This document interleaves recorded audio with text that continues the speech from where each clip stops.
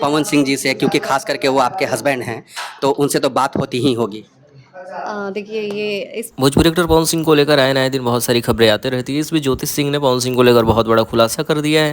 दरअसल ज्योति सिंह चुनाव लड़ने वाली है, बात सबको पता होगा। और इस इंटरव्यू के पहले क्लिप में ज्योति सिंह ने कन्फर्म भी किया कि हाँ, मैं चुनाव लड़ूंगी।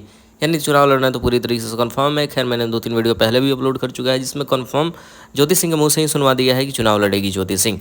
लेकिन रही बात पवन सिंह को लेकर कि पवन सिंह सपोर्ट कर रहे हैं या नहीं, तो देखो हर एक इंटरव्यू में ज्योति सिंह इस मामले पे चुप्पी साधती है। जब भी इंटरव्यूअर पूछे कि पवन सिंह से आपका बॉन्डिंग कैसा है, चुनाव में कितना सपोर्ट मिलेगा, तो इस चीज़ पे ज्योति सिंह चुप्पी साधती है, बोलने से मना करती है।